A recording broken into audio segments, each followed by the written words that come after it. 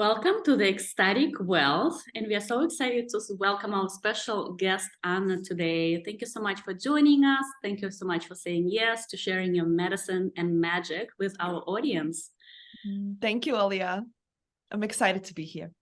Yeah, and I'm so excited to interview you. I know your medicine. I've been watching you and your community, helping align people with their soul mission and soul purpose and sacred success, which sounds so delicious.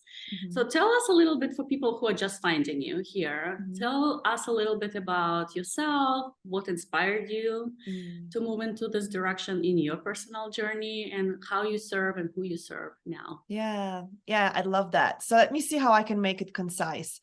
It wasn't an inspiration. It was a matter of nothing else worked. So I grew up in a communist country where I learned how everything is outside of me and I am just this, human being at the effect of life.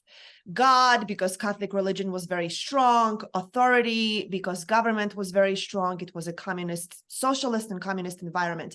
And then I came to America, and within few years, I came as a teenager, and in my early 20s, I created huge financial success. Huge, not just in terms of what I thought was possible. I mean, what was happening, I only saw in the movies. And I wasn't comfortable with that. So I made it all go away. And then I said, wait a second, but I liked it. There was something to it that felt good. So I created it again. Again, something's missing. What's missing? How is it possible that I could have everything that one says you should have for a happy life and still not feel full, happy, satisfied, not waking up wanting to create more, but waking up with this dread of obligation? And so I made it go away again. The details aren't necessary. Where I am at this point, I know that I created it. However it happened, I created it. Finally, the third time I started asking different questions, and I started asking what's missing. And the answer that I got to was connection to that higher self, connection to divinity, connection to my soul, to the purpose that I am here to fulfill.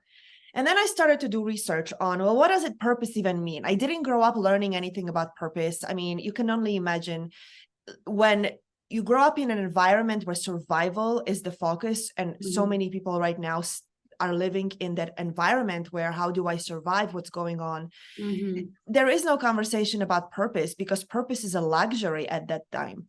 And where we are going, purpose is the only thing that's going to give our life direction in a way that's going to serve us. So I started to tap into that almost 2 decades ago.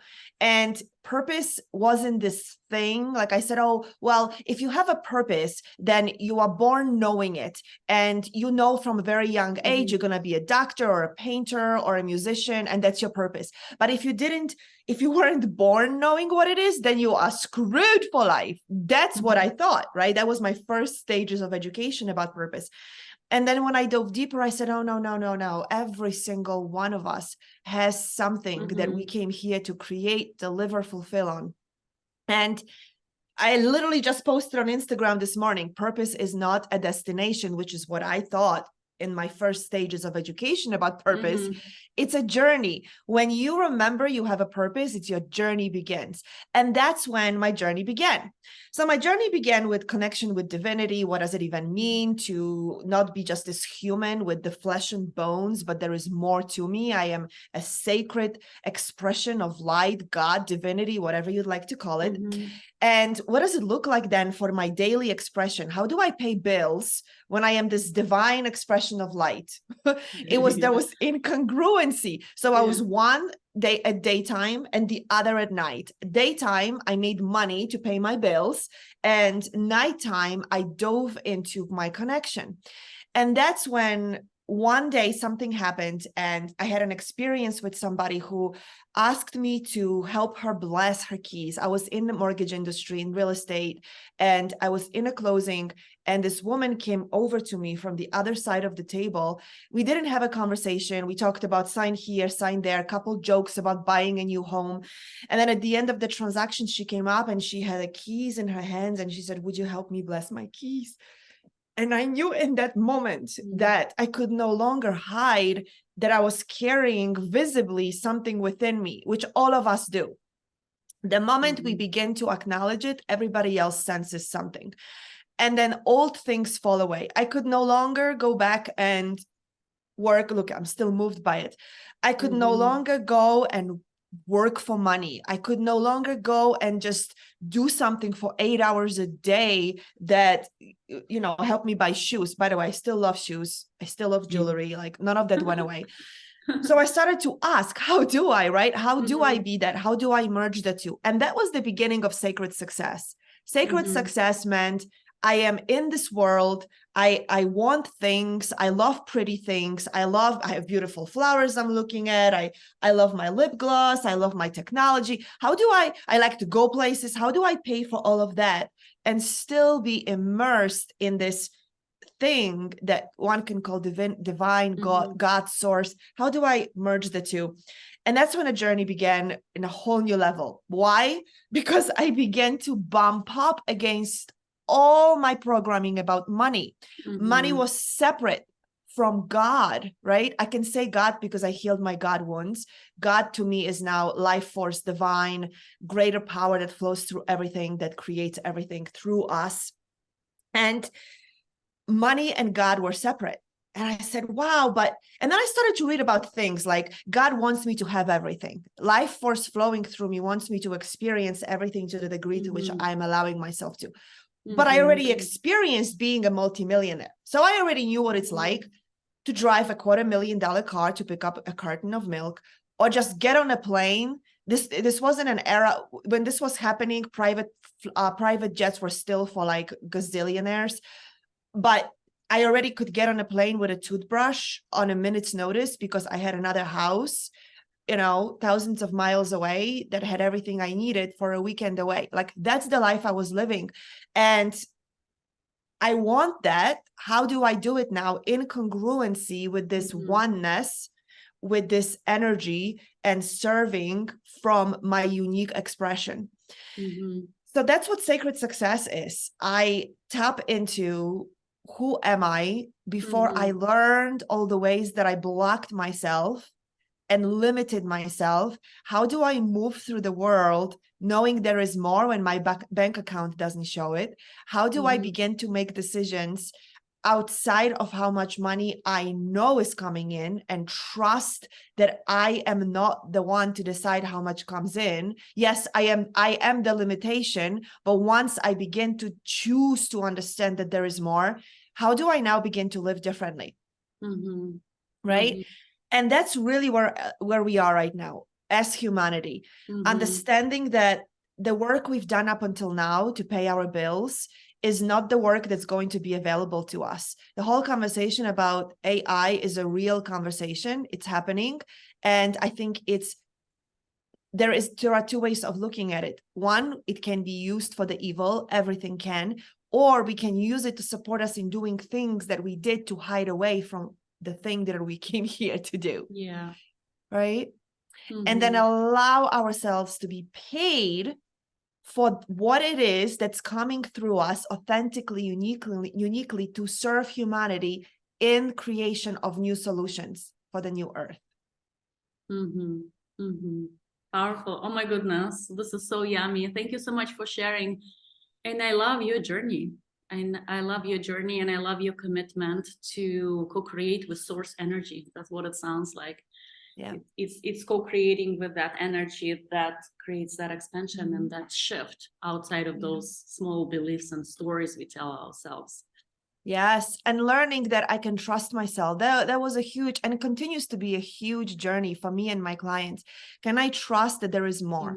Can I trust that this is not the less dollar? Like a lot of people have that programming, the limitation, that fear. Oh, this is the less dollar. Or however it's whatever it looks like. Whatever money came in is the less money that's ever going to come in, and it's this.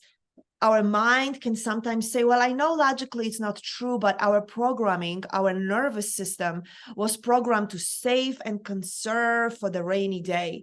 Yes. So, right? So now it looks like especially when we become business owners and we really are the ones who begin to generate. There is no mama, papa. And when I say mama, papa, I am being jokey about the boss that pays you, the company that pays you, the system that pays you. Like there is no mama and papa that's going to give you an allowance for your living. Because think about it that way. Like we were, for so long, we were programmed that like there is something, and I never said it this way. So it's funny to me when I say like mama, papa, it's like mom and dad give me allowance because I got to pay my mortgage, right? This is how much allowance I need, or how much allowance am I getting? This is literally how we were raised, how we were taught to believe for at least 300 years since the Industrial Revolution, that we are given an allowance. Like think about it that way. Like I never said it this way, Olya. This is so good. Yeah. We give it an allowance, a salary, right? A pay. Somebody tells me how much they're going to pay me. Yeah. And then this is what I'm going to live with. Oh, how much do I make? Okay, well, that could give me that kind of life. This is the car I'm going to drive. This is the kind of house I'm going to live in because of what they told me they're going to give me. And we're learning now that it's the other way around, but it's really, so for everybody who already knows it up here, like you already know this, but it hasn't landed in your nervous system, in your heart. It's a huge journey. We are uprooting and transforming beliefs that were embedded in our genes, in our bones, in our lineage for centuries. So hard, like petted in. I mean, we went through wars. I know you come from the same part of the world as I do. Yes. So we went through the wars, like our ancestors, like begging for money, for food, for survival. Like we were programmed that way. So now, to begin to believe that that's not true and something else is possible, we get to have patience. We get to have compassion with ourselves. We get to have, we get to keep being in the truth of it until it becomes our life. For some people, it happens very quickly. This is where compassion gets to come in for ourselves. For some people, it can happen very quickly. Why? Well, maybe because they have a couple lifetimes where they shed these limiting beliefs. They came from a lineage that maybe began to do the work 200 years ago, 100 years ago. For some of us, like I know what my lineage is. I know there is a pretty good chance I am one of the first women. My mom has a job. I am the first woman who's making money from a business. So, and my mom had a job and she still believed that only so much is available for her and made a lot of sacrifices to even have a job. Women in my lineage before her, that didn't even exist. So we really get to be patient. We're talking about ecstatic wealth, and we get it. I know we get it. I know this audience that you attract, Olya, has an inkling to what it means. But having patience with ourselves when it travels from understanding and wanting it to actually living it, It's a long journey. It doesn't have to be, but one could really break through it quickly, but it's going to take something. Yeah, beautiful. And that's the journey of trust, like you were saying earlier, right? That patience, but knowing that there is something different on the other side. And seeing glimpses, maybe little glimpses, and still being able to tap into those portals for yourself. Yes, looking for evidence, right? So looking for evidence that it's true, looking for people it happened for, and not from a place of, well, sure, it happened for her, but look at me, here I am with the pile of bills and this business I'm trying to build and money is still not coming in. Looking from a place of, wow, that's evidence that it could happen. And then something shifts and like you just said, and a little like speckle of light. Maybe this happens to my clients all the time. Out of nowhere, a client shows up where they're like, I don't even know where this client came from. I didn't say anything or put anything out. Well, like they did, but not in this moment, right? And somebody booked a discovery session. They're like, I don't know how. This is a result of something shifted in you. Now, can I not look at it as, oh, wow, that was once in a lifetime. It's never going to happen again. Oh, my God, I better walk on knees and thank God it happened. While also doubting it's ever going to happen again. But instead saying, wow, it happened once. for sure it could happen again. Yes. For sure it could happen again. And what if it happens again today? And what if it happens again tomorrow? What if it happens again every single day this week? Wow. Could I actually allow things to be that easy? What would I do with all this worry energy, right? Because we love to worry. What would I do with all this worry energy if clients just showed up, or if somehow I got an idea that created an online program where people just go to page and buy? Like, wow, what would I do with all this anxiety? What would I do with that? So being in the funny process in healing all that, so we can begin to make it normal that it's possible for us. Beautiful. I love it. Yes. So juicy. Awesome. And then for somebody who, because I know you talked about soul purpose, right? And there is so much misunderstanding, like you said, you thought you're gonna know that I want to be a dancer since I was 5.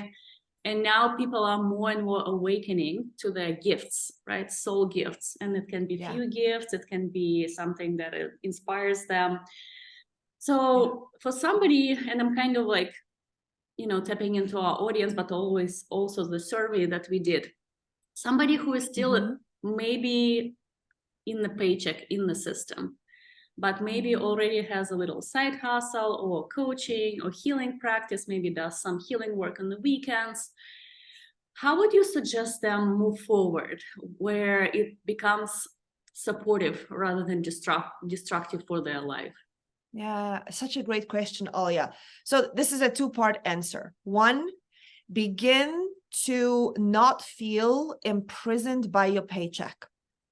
Meaning, don't look at it, and this is a huge shift, and my clients will make it and then they go back. So I'm inviting you to create something on a regular basis that will remind you to be grateful for that paycheck, because it has allowed you for something. And you are there. Like, you don't try to not be there, because that's where you are. Right? That's where suffering comes in. Oh, I just want this job to end, and I get up every day and I do this job, and I'm resistant and I'm reluctant and I'm resentful. But then I take this money, fine, I'll receive this pay, and then I'll put it in a bank account. It's not enough, and I just can't wait to get out of it. Do you like? I'm being funny on purpose, because that's how we be, right? Like, and then at night I create a side hustle, or on a weekend I create a side hustle, and here I'm trying to be joyful and happy, but I can't. Why? Because this leaks in. So one, I tell people, begin to be grateful for it. Begin to appreciate it. Begin to keep asking yourself, how much can I be? So there is some way you will be when you are finally free and creating your business and money flows through that. How can I be that now in this business? How can I be all of a sudden choose to be so powerfully such powerful contribution in my business that my boss wants to give me more money for working less hours? All of a sudden, and this could be a transition, right? So there's like so much magic in it. All of a sudden, my boss wants to pay me more for working less hours. Wow. Could that be true for me for 3 months, for 6 months? And now I'm working less, getting more. I'm happy. I'm still doing more than my boss is asking me for. Why? Because I wasn't in resistance the whole entire time. Most of the time when we are in resistance, let's say we work 8 hours, I am productive for 1 hour and resisting for 7 hours. Literally, I am active, productive for 1 hour, and the rest of the time I am in the mud trying to make it happen, but the energy is working against me. So what if I just really worked for 1 hour, like blew it out of the water and got paid for it, and then took the rest of the time and powerfully created something over here? Right? So how can I transition? And I know it's really challenging for people because they just want to be here. They think something will change when they come into this business, into this side hustle. It won't, right? You already know, right? Yes. We bring the same stuff into our businesses. And now you're resentful of your business, and you're resentful of the things you have to learn, and you're resentful of the things you have to do. And like, why are people asking me for this? Because they paid you. That's why. So be of service. But imagine shifting it in your current business, shifting into a different energy. I'm a contribution. I'm so excited. Wow. How generous of this human being to have this company and give me a job so I can have resources while I'm building my side hustle right? And then one day, before you know it, and it's going to happen very quickly, your side hustle brings in enough money and you can say to your boss, listen, I'm going to leave and create a side hustle. And then your boss says, how can you work like, I don't know, 1 week a month? Could you work 1 week a month? We're going to pay you just a slight bit less. You can keep your health insurance, because I know it's important in America. You can keep your health insurance. You're going to work like 1 week a month, and this is what we want you to do. And then go do everything else you want to do. And oh my gosh, I could do that for 6 months. Of course, 1 week a month, and then, work on my side hustle, which is my business. And then one day your boss and says, well, can I hire you for this thing you do? You do this here. Can you come in here and do it as a contract? And we pay you as a, we have no idea what's possible when we shift that way. So that's my biggest advice. Yes. Now, the second part is stop calling it a side hustle. Okay. That's my invitation. Begin to, and I know we call it that, and I'm saying it to anybody who calls it side hustle and still looks at it that way. Begin to call it the seed of your purpose, the seed of your mission. I love it. Yeah. Right? Like I'm growing the seed over here, right? I'm growing the seed. Language is so important. And the side hustle, right? And I know we call it that, so there's nothing wrong with it. But for many people, even if they just change the languaging around it, energy can shift. I'm growing the seed. I'm nurturing the seed. All of a sudden, my energy changes, right? I'm not going to hustle on a side. I'm going to come and water it and do the things I need to do so it grows. Energy shifts as well, right? Yes. Yeah. So this is the two sides. One, begin to appreciate where money is coming from right now, right? So we're talking about money. Begin to appreciate where the money is coming from, because this is what you have chosen up until now will be the channel of your money. Money doesn't have to come through a particular channel. Money, if it wants to come to you, it will find a way as long as you don't block it. So in this moment, you chose this channel. Can you be grateful for it? And then begin to energize this new channel. You are like, wow, this is the channel I want the money to come through as well right now. I was the kind of person who couldn't nurture my side hustle, my seed enough until I quit the thing I was doing. It wasn't a job anymore. It was my business, but that business in mortgage and real estate, as long as I was in it, something in me couldn't shift. So for some people, it may be completely jump, leap, and create. It wasn't easy. It wasn't fun, but that's what I had to do. For some people, it is a beautiful transition. It is bridging, gently bridging, powerfully, gently, lovingly bridging. So be grateful for where the money is coming from. Don't hate it. Don't resent it. You chose it. You said, I want the money, whether consciously or not. This is how I want the money to come to me through for now. Now I would like some more money to come through this channel. So I'm going to energize this channel. And there are some other channels that I don't even know that money could come from. Could I expect it to come from some other channels that I don't even know? Yep, I totally could. Now, this is where another limitation comes in. If money shows up as a miracle, now I'm going to own my firstborn and a liver. I don't know if anybody watching has this limitation, but a lot of people do. If something just shows up as if by magic, then I'm going to owe something for it. Yeah. Someday somebody's going to knock on my door and tell me, hey, payback time. Right? I used to have that. And then it showed up in my business. When people paid me, I felt like I had to give them everything and more. Every single waking moment, I was thinking about when they're going to come turn around and ask for money back because they didn't get enough. And it seeped into my business until I healed it. So everybody who may have that limitation right now, be open to money showing up just because. You already are enough. You already are contributing enough. Imagine if money began to show up. Don't live as if your life depends on it, meaning you still energize other channel, you energize your job, you energize your business as your side hustle, your seed, now we're calling it, right? Your seed of your purpose. You still energize those. Your life doesn't depend on a miracle, because I've done that too, Olya, for a whole entire year. I didn't do anything. I pretended I did things to make money, to create, to generate. But I woke up every morning praying that when I open a closet, I was living in this space, it had this open closet that opened up to the sides. And every single morning I imagined that I would open and there would be a pot of gold coins. And that would be the solution to all my problems. For a whole entire year, I lived under the illusion that it would happen. It never happened. One day I woke up and I'm like, well, all the other money I had has run out. The pot of gold hasn't shown up. I better do something. And that's when I realized that I am an active channel, which means it's not just sitting and hoping that money is going to show up. It's constantly being in the relationship with it by contributing and putting the energy out, however we do, into the world, whether it's my gifts because I'm clear, or I'm on a journey of discovering. So I'm open to it coming through my job or whatever else I do right now. Even business, I don't like. I may have a business, already my business, which I did, which I knew the time was up, but can I still keep energizing it so money keeps flowing into me until the other channels open up actively? So it is this energetic game of allowing and breaking down the limitations, looking and seeing, how am I limiting right now? What story am I telling myself that is limiting the flow, that is limiting the ease, that is telling me that I'm going to owe something, that it's telling me somebody's going to take it away, that it's too good to be true. Too good to be true is a good one too. A lot of people have it. I love that. Yeah.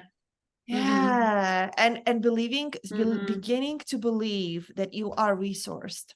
You are resourced by nature of being who you are. And then allowing yourself to receive more because you already contribute so much. Yeah. Beautiful. And that sounds and feels like a value conversation, self-value.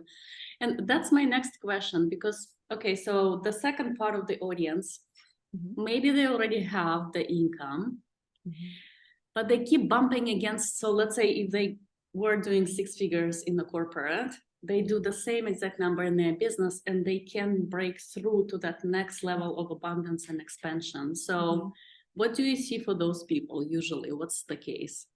Yeah. So we all have this invisible ceiling for what we allow in our lives everywhere. Love, money, time. We have this invisible ceiling. With money, it's very tangible. And we all have it. So when we begin to, so for some people, those who actually can create the same amount of money in their corporate as in they do in business, they're already doing well. Why? Because a lot of people who make the switch deal with a lot of stories and limitations. And now I'm charging for it's a lot more personal. I am charging for something, people are paying me. All of that all of a sudden comes up. So if somebody is making the same money in their business as they did in their corporate, their value conversation is already at the certain level, which is beautiful. Now we're talking about, can I allow myself to expand beyond it? How did I create this ceiling? Where did it come from? Very often it's because I observed somebody in my life making a certain amount of money, usually comes back to parents, but sometimes we may have seen somebody make a certain amount of money and observed something happen when they made more. And now we created a story that if I make more than that, it's going to take something from me that I'm not willing to give, right? I really want to make that amount of money, but it's going to cost me something. Time, effort, energy, whatever it is, time with my loved ones, time for my hobbies, time for reading. Well, usually it's time with loved ones. So it's a conversation of still, for many people, exchanging something for something. So time for money is usually what it is. This is how much time it took me to make this much money. This is how much time it takes me to make this much money. If I make any more, I'm going to have to sacrifice something, and it's usually time. This is where we get to dig deeper and say, okay, what's the ceiling? Where did it come from? And begin to break through it. To break through it. Create a new story. I always recommend working with somebody. I know, Olya, like somebody like you, many experts on your show, on your series, working with somebody who can see beyond what you can see, because we can see it only up to the degree to which we are still comfortable. So let's say you see a story. Oh, this is where I created this limitation. My father never made more than that. My father never made more than that. And he worked so very hard. I will be insulting his life if I make more than that and it's easier. Now, it's a subconscious conversation, but it's there. It was for me, right? Whatever the story is for you, you can see it. You'll break just a little bit. You'll break through just a little bit. Now, if you work with somebody who can see a much bigger possibility, they can call you forward into the next level. By yourself, you will only go as far that it feels safe for you right now. You will have the next ceiling, right? That feels safe. So always having somebody who can see more for you than you can see. Somebody who can see a bigger possibility. So breaking through that ceiling, breaking through that. Now, for people who have a conversation, this is one of my favorite places to work with, especially when we begin to tap into the soul gifts. If I'm selling shoes, computers, phones, it's something tangible that people actually can say, this is what it's worth. I saw it on Amazon. I made a comparison. This is a good price. I feel good selling it for that. I feel good people paying for that. It's easy because it's something tangible, which is what we are trained in.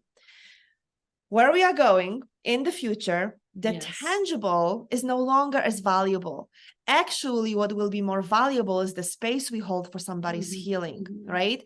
Is the ideas that we channel for the new solutions. We, as humanity, are creating a whole new way of life.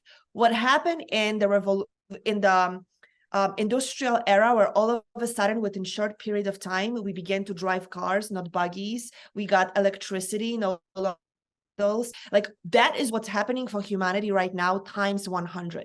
So the way we are in medical industry, the way we are with transportation, communication, healing, medicine, food, all of that, education, every single area of how we do life is undergoing transformation. What is it going to mean? That means that people like you and me will begin to channel new solutions, getting ideas. Oh, this is how we could do this. Now, a lot of people will just discard it. Oh, forget it. Like, where would I get money to do this? Where would I get money to do this thing with? Why would I channel a new healing modality? Who am I to channel a new healing modality? Are you kidding me? Who am I to charge somebody for holding space? What does it even mean? Meanwhile, the most powerful way to heal is to be witnessed in our pain, right? To be heard and witnessed in our pain.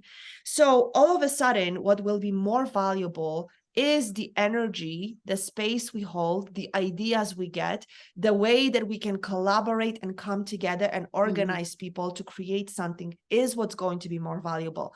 But we were never taught to value it. So now we come up against a conflict. I can't charge for that. I can't charge for that. It's so easy for me to come up with an idea. Oh, I see a vision for the new government in my dreams every night. So what? By the way, that's me.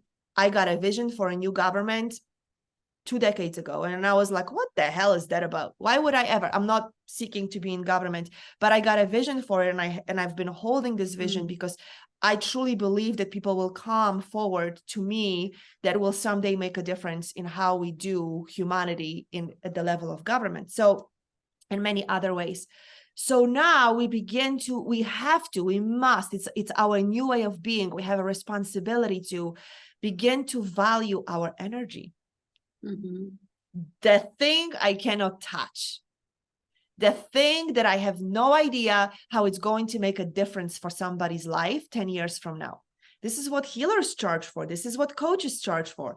I work with you today. I have no way of knowing the difference it'll make for you 5 years down the road, but I am requiring you to pay me at the level to which I know whatever it is you heal, you transform, you create, will put you on a different trajectory in life that will make a huge difference for you and a collective. I can't tell you what it's going to look like, but I'm requiring for you to pay me at the level at which I can see the difference is already going to be working in your life. Blowing some people's mind and value. Anybody who's still charging for an hour of work with us or like per hour sessions, that is the old paradigm. We really must begin to tap into the value of the energy that flows through me, that I am willing to now put out into the world in a certain way, doing my own work, Doing my own work is extremely valuable because I am a vessel, expanded vessel, healed vessel to whatever degree, not all the way, always the next level. But if I do my own work and I invest time and money into doing my own work, I better, and when I say I'm talking to everybody who's watching right now, I better value it for what it is worth to be that vessel for somebody else. So the work I used to do with my clients 10 years ago, when there was so much in my way, the work I do right now happens faster at the higher level. It's true for you too, Olya, right? So I get to value it that way. And it's my obligation. Now, here is the beautiful part. If I don't value the space that I hold, the energy that I allow to come through and create something, I am now standing in a way of the person coming to me and benefiting to that level. I am shrinking and diminishing the value of what I created. This person coming to me is going to pay me $100 for an hour. By the way, nothing wrong with it, but I am sarcastic about it because the person comes to me and pays me $100 for an hour. What they will allow to happen for them is only to that level. Yes. Oh, it's $100 session. I diminish it because that's how we are programmed. But if somebody invites me to work with them for 90 days and charges me appropriately, now I expand as the one who allowed myself to show up to that work at that level. 90 days, 10,000. Oh my gosh, the work possible in that space must be tremendous. Now something opens up in me and I show up as a client to that level. Right? If you charge me 1,000 for 90 days, I'm going to show up. Now, I know 1,000 is a lot of money for some people. I am not diminishing it. But if I show up at the level of $1,000, I may show up, I may not. I may do the homework, I may not. It's no big deal for me. When you charge me 10,000 for 90 days, I'm going to make it a big deal. And I'm going to put it in my calendar. I'm going to show up open, willing, and hungry because I have a lot of skin in the game. A lot meaning 10,000. Again, I am just using those numbers, but I know it's relative to where everybody is. Yes. So it's our obligation as healers, coaches, as the ones who hold space, artists. How can I charge very little for a piece of art that's going to be a source of love and peace for somebody for decades to come? I paint a picture. Now, I'm not an artist. I'm not a painter. I'm an artist. I'm not a painter. But let's say I was painting a picture. And when I paint this beautiful piece of art, I allow the energy consciously to come through me and imbue this beautiful piece of art with love and peace. I actually have a picture of a waterfall right here as I'm staring at. Let's say somebody painted it or took a picture of it. And now I hang it on a wall in my house. And every single time I look at it, I feel peace. I feel love. I feel worth. How the hell are you going to expect me to pay $100 for that piece of art and love it and feel good about it? Now, if I pay $50,000 for this piece of art, I know some artists just totally, their fuse just broke. If I pay $50,000 for that piece of art, wow, look at me. I am worthy of having that piece of art in my living room. And every time I look at it, I'm reminded the value that I created in my life to allow that piece of art to hang on my wall. Now I am a source of something in the world, value, beauty, grace, elegance, creativity. I am a source of that now. Because every time I look at that picture, it reminds me that's who I am. This is what I beam out into the world. So it's this game. Yes. It's this game of constantly up-leveling and allowing other people to step into it. If I don't value the work that I'm doing, that I'm only opening a tiny little door and telling you, you are not worthy to step through it. Step through a tiny little door. That's all you can do, you poor little human. But if I create a beautiful door and I say, look at this gorgeous golden gateway, and I see you as somebody who can step through it, don't tell me you don't have the money. Allow it to come in. Create something that's going to let you to receive it, so you can be a portal for it. Wow, you think I can do that? Yes, I think you can. Absolutely. let's talk tomorrow, because I know by tomorrow at 12 o'clock, I actually don't even give people that much time because I know they already have it. But imagine being in that conversation with people that we call into our world. And I use those numbers because I want to expand the possibility. I know some Yes. people are in a conversation of, oh my God, I never charged more than $25 for a Reiki session. How could I ever charge 10,000 for 90 days? What would I do in 90 days? You don't know, but it's already coming through you. So allow it. I love it. This is so powerful. Wow. And we need this medicine. So thank you so much for opening this door for us. For somebody who wants to get to know more, for somebody who wants to experience your magic in whatever ways you serve it and offer it into the world, what's the best way to find you, to connect with you, to be in your space, to receive that medicine and magic? Yeah, I'm on social media under @Anna, the manifesting artist. And I know there is a free gift. Can I talk about the free gift now? Okay, good. Okay. So there is a free gift. I don't know if you provide a link. Hopefully We will provide a link. put all of the links for okay, you. great. Yeah. Okay, because it's a long link. So what it is, it's the 5 steps when I began to merge the physical and non-physical and asking, well, how do I pay my bills while being my divine self?